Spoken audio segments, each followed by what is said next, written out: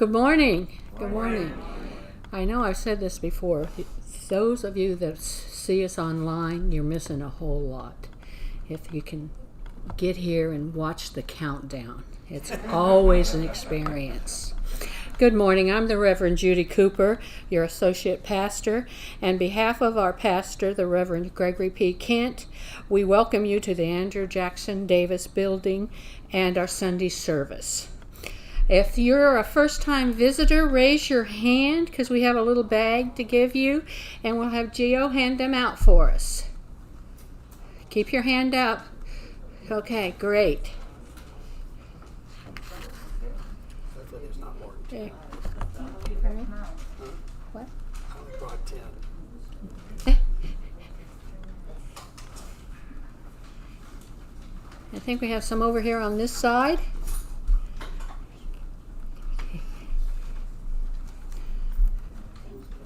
All right. Well, welcome.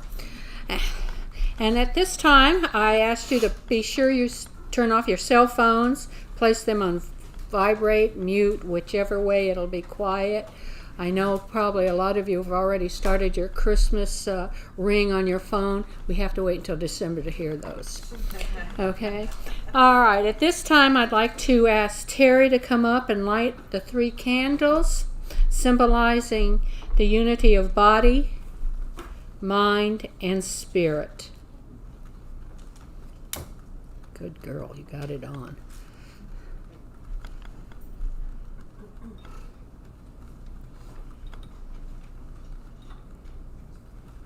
Thank you, Terry. Would you please rise if you're able to participate in the invitation? Infinite Spirit, we just want to thank you from the deepest part of our souls for the opportunity to come and share in the communication with Spirit and those that have gone to the other side. What an opportunity and blessing we have. And we ask that you open all our hearts for any information and knowledge that we might gain through this service. And it's in the name of truth I pray. Amen. You may be seated. I'm so really pay attention. You waited until I said that. Well, that's very good. Very good. All right. Located in our bulletin is our declaration of principles. If you'll join with me in reciting these principles together, and if you've heard me say before, make these principles meaningful for you. So have feeling with each one of them that you read. We believe in infinite intelligence. We believe that the phenomena of nature, both physical and spiritual, are the expression of infinite intelligence. We affirm that the correct understanding of such expressions and living in accordance therewith constitute true religion.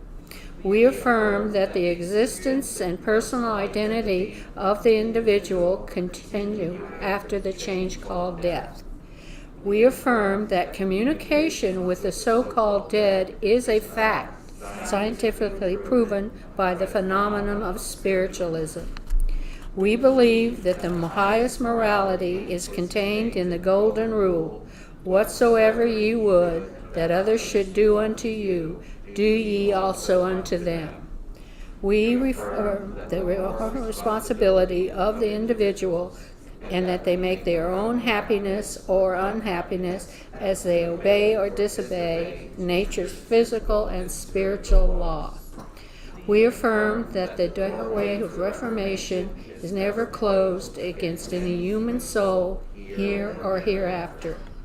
We affirm that the precepts of prophecy and healing contained in the Bible are divine attributes proven through mediumship. Now we're going to prepare for our healing portion of the service. So please recite with me the prayer for spiritual healing, which is also in your bulletin. I ask this great unseen healing force to remove all obstructions from my mind and body and to restore me to perfect health. I ask this in all sincerity and honesty, and I will do my part. I ask this great unseen healing force to help both present and absent ones who are in need of help and to restore them to perfect health. I put my trust in the love and the power of God. Okay, at this time we're going to go into a guided meditation. So get comfortable with your feet flat on the floor, hands up, whichever way you are comfortable that you can get into this state of meditation. Okay? Still your mind. Take a couple of deep breaths. If you need to move your neck around, just get that energy of relaxation and participation in this meditation. Now I want you to, in your mind's eye, visualize a window. The window can be any type of window you would like it to be, but it's a window that's inviting. And as you gaze out of this window, you listen and you hear a breeze blowing gently outside, touching some wind chimes that are nearby. And you hear the sound of these chimes just moving slightly. And it's sort of an inviting sound, and you just get deeper and deeper into listening to the wind and these chimes.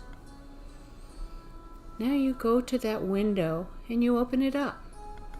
And as you open it up, you inhale the most moist, cool air from the outside. You feel that all through your lungs, circulating energy through your lungs and that breath. You hear the breeze rustle in the trees. You feel the brush of that wind across your face and your skin. It rustles your clothes a bit also.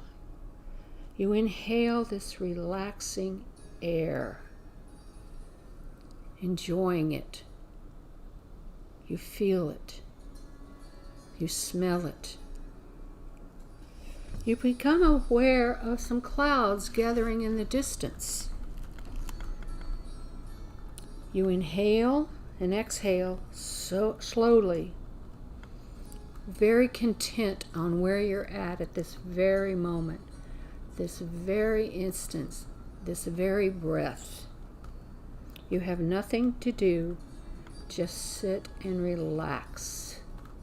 And you can feel your body with this relaxing energy, feeling a little heavier in your chair.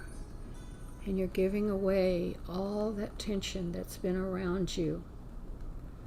And you take another deep breath in and another exhaling energy out.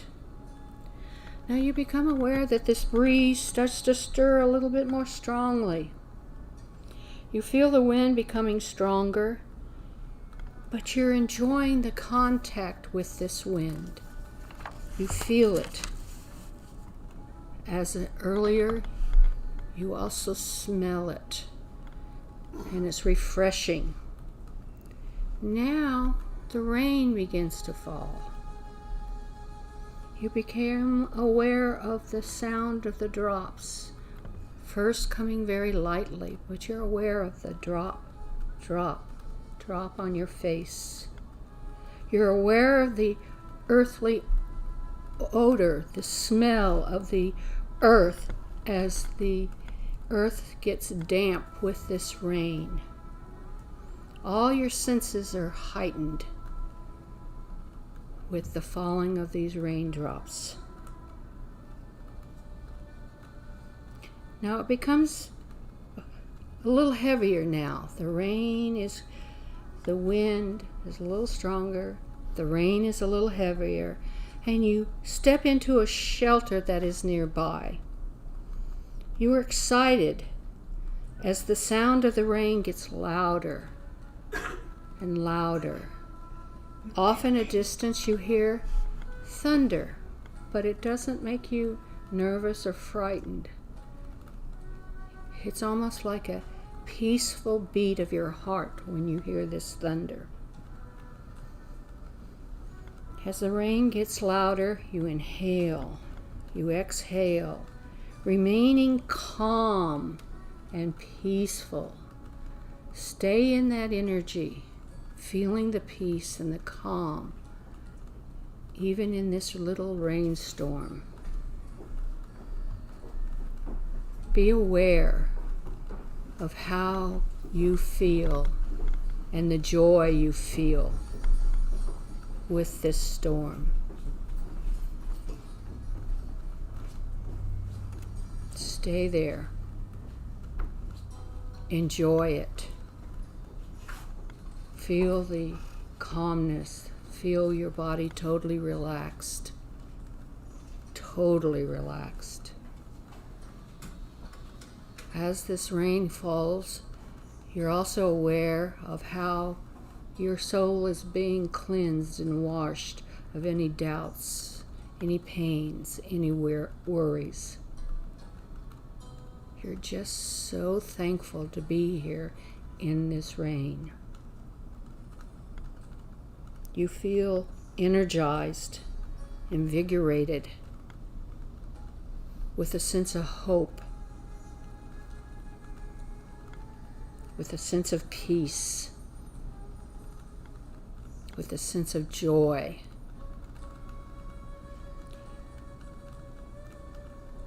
You become very thankful for who you are at this moment.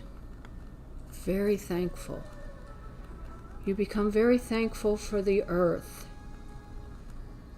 for the rain, for nature. It's as if that rain has washed the cloud of doubt and sadness away from you. Stay there. Stay there.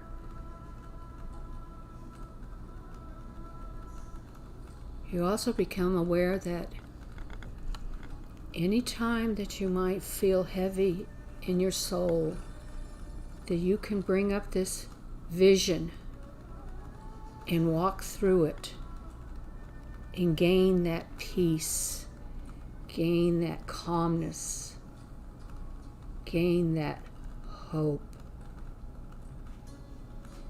Stay there. Experience it. Experience all of it. You can still hear the chimes, and as you hear those chimes, it's like a promise for tomorrow.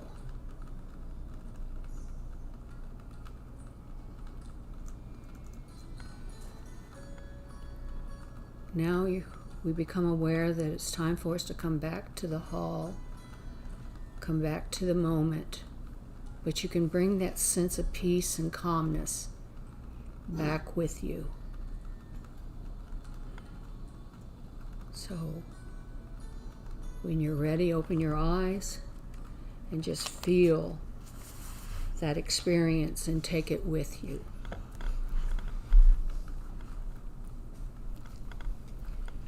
We didn't really have to pretend too much because it is raining out there. So I hope you enjoyed that. All right, now our lecturer for today.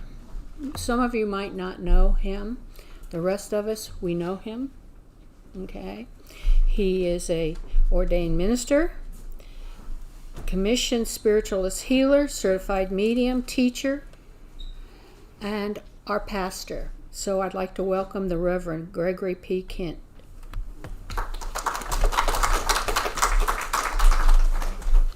Thank you, Reverend Cooper. Good morning, everybody. Good morning.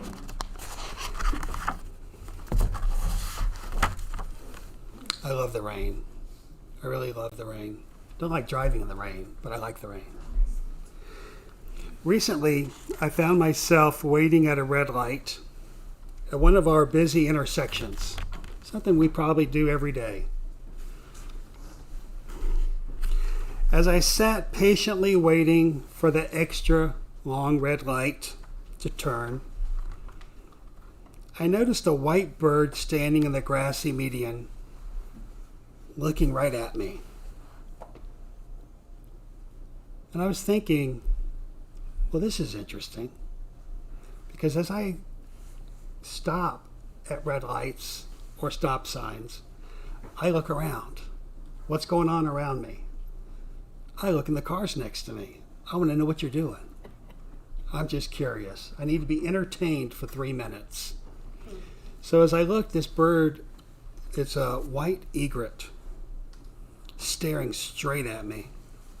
I initially wasn't going to give the bird any notice, but I started to wonder why the bird was there and why we were staring at each other so intensely. For a brief second, I did have a flashback to Alfred Hitchcock in the movie The Birds. Naturally, your mind tries to make sense of what you're seeing. So, made sure my windows were rolled up, just in case. Just in case. You never know. Just in case.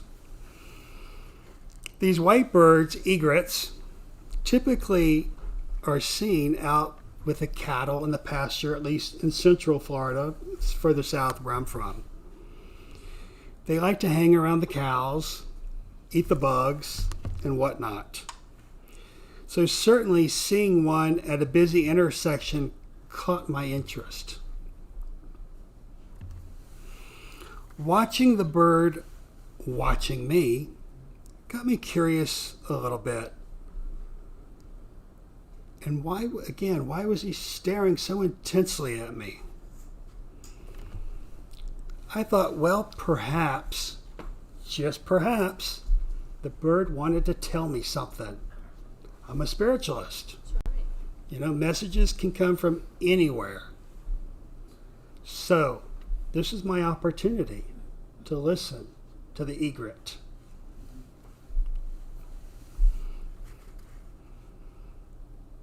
During Lyceum, I'm always saying, look for the answers everywhere you are.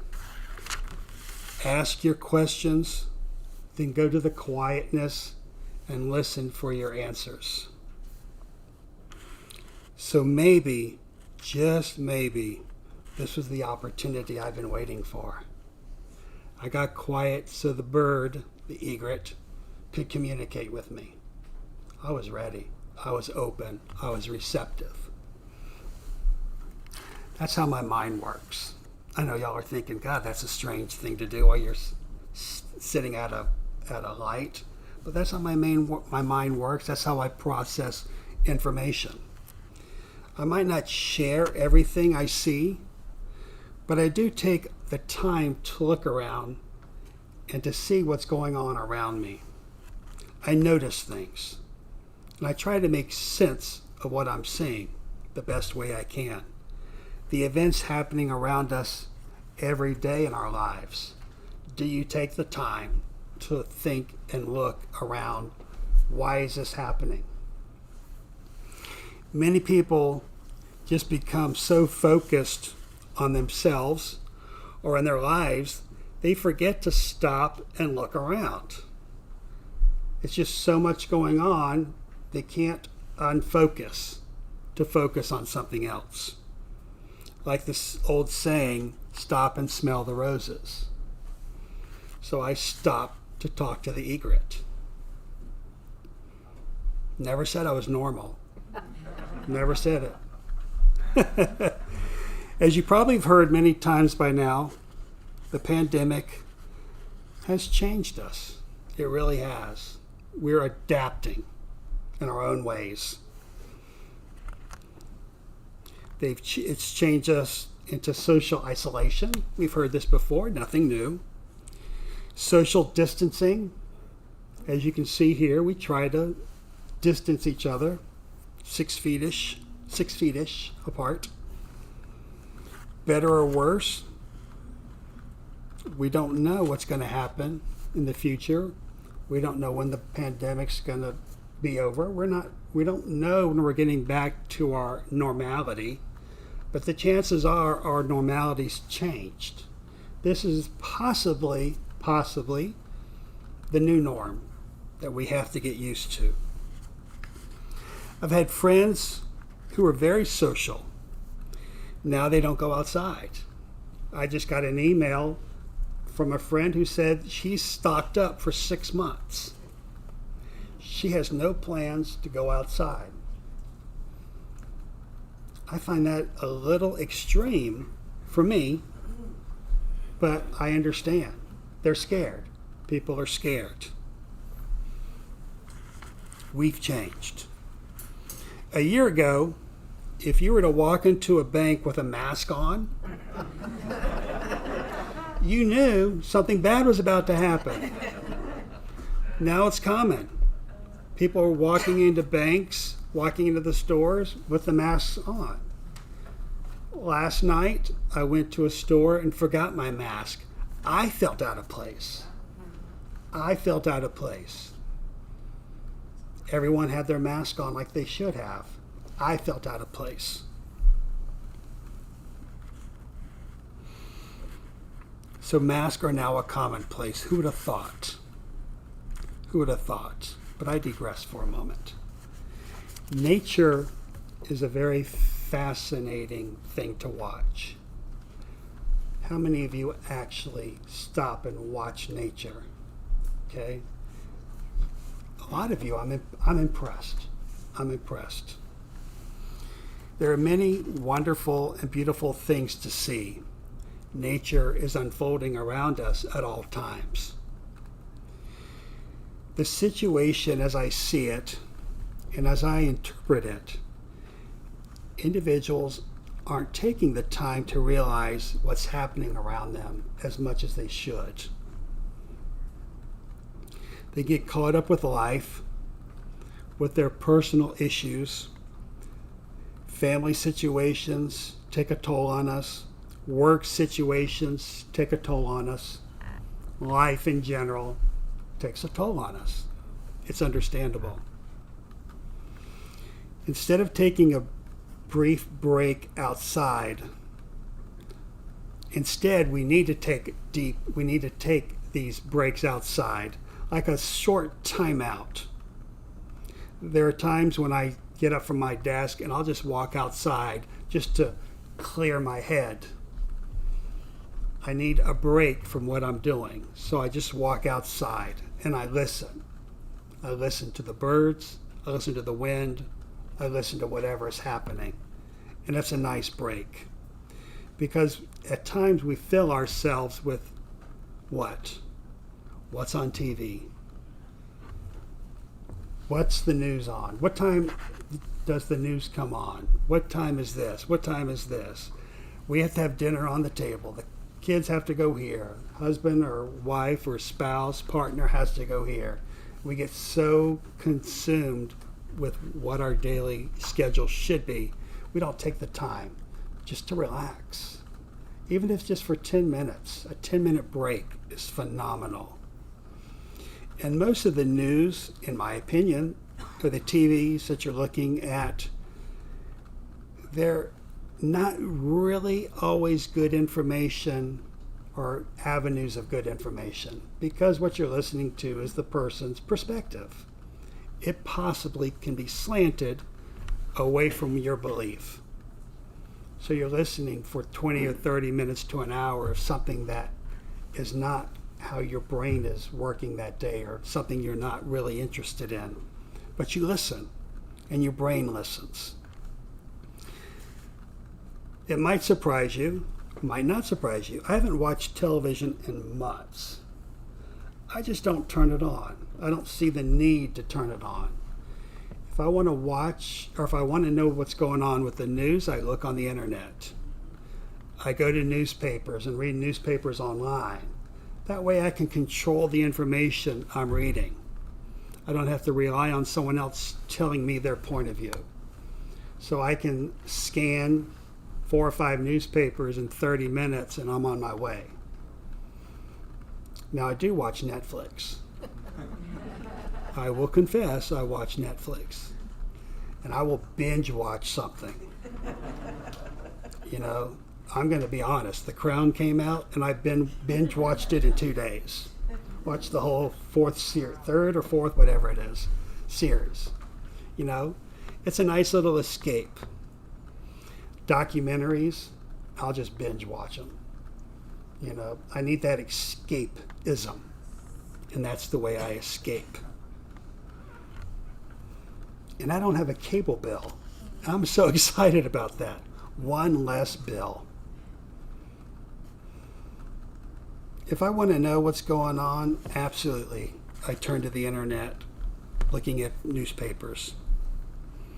To me, nature, on the other hand, is presented in an unbiased way. It just is. It just is. Most of this lecture was written as I sat on my back porch. I love sitting on my back porch. I recently moved back in April. So now I have a very small backyard, and I just love sitting there. It came with an awning. I sit under the shade, and I just listen to nature. Sometimes I hear the music 5 blocks over, but that's all right. That's all right. Watching everything unfold. Literally, I can sit there for hours and hours and hours. It's just me. No one else in the house but me, so I can get away with that. I don't have anyone else to answer to. It allows me to clear my mind. It allows the universe and spirit to communicate with me. Because I put my questions out. I put everything I want to know out to the universe. Okay, I'm on my back porch, universe. Now's your time to come talk to me. Like I said earlier during Lyceum, I don't want you waking me up at 1 a.m. to chat. We're going to chat now. I want to hear what you have to say. And it works. Non-judgmental is nature. So you're wondering about the white bird? Yes. Let's not forget the white bird. Standing in the grassy median, staring me down. As I sat there wondering if the bird again had a message for me, or wanted to share some insights to life, or part with some knowledge. Even at my age, I can grow spiritually. I can grow in my knowledge. So anywhere I can get the information, I'm open for it. Bird wasn't talking. Well, maybe I need to open my window. You know, the brain starts saying other things. So I decided to open my window, and I saw the bird rush over to my car. Finally, I got this adrenaline rush. The bird's rushing toward me. The bird has something to say. How exciting. Finally, we're going to communicate at this busy intersection. And it was at that point I realized the bird was not there to share any information. You find that funny? Yes. The bird was not there to share any information. No secrets to life, no insights to happiness or prosperity, and by no means was that bird going to give me any lottery numbers that day. All I need is 6. All I need is 6. The bird was just waiting for someone to what? Toss it some food.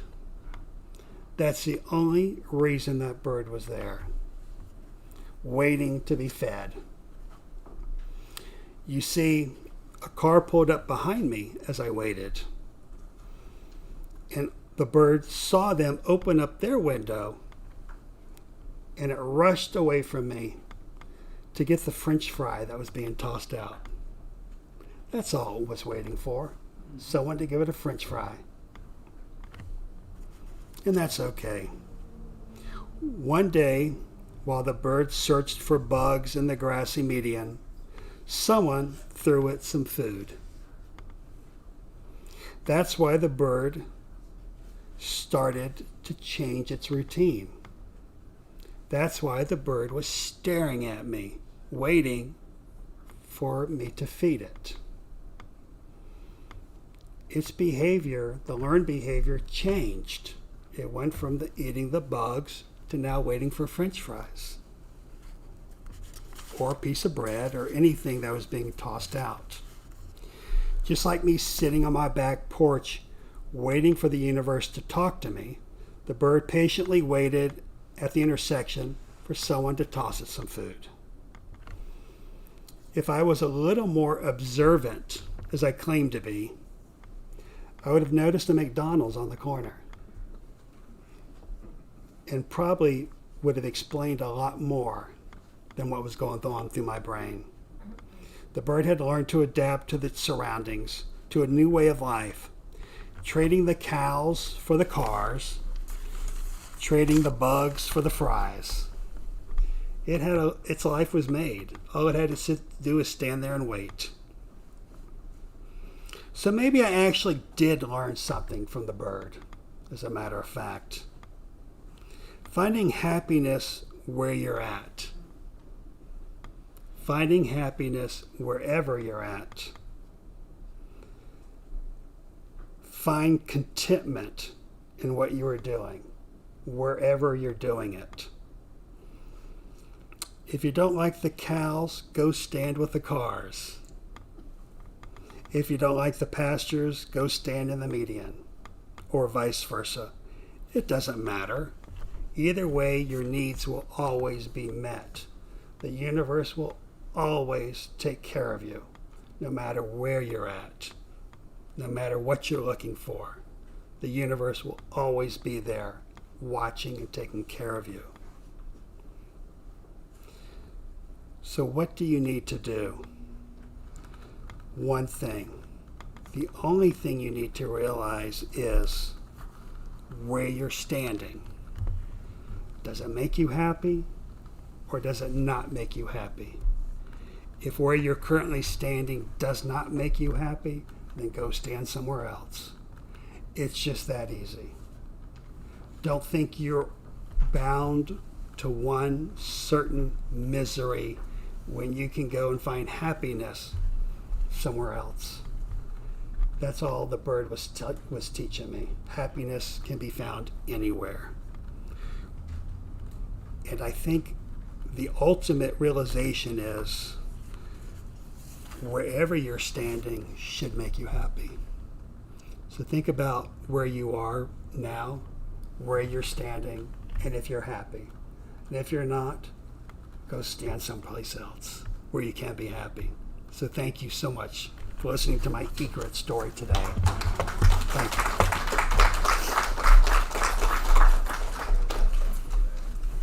Well, thank you very much, Reverend Kent. A lot to think about. All right, at this time, I want to point out that we have a prosperity bowl sitting right back there. This is the green bowl. So any donations that you would like to give, please do. The funds are used for the upkeep of this 97. Well, we've been existing for 125 years almost. 26 years, and these buildings and the upkeep, they get a little costly. So we thank you in advance, okay? So what I'm going to do is I'm going to thank the universe for any gifts that might be given back there, and we ask you to bless the givers and return it tenfold to them. She's sneaking up on me. Okay. All right. So, song now? Oh, yes. All of you that are listening to us online, we want to thank you for visiting with us. And I hope to see you here, or I hope to hear about you being online next week. Thank you. All right. Now's the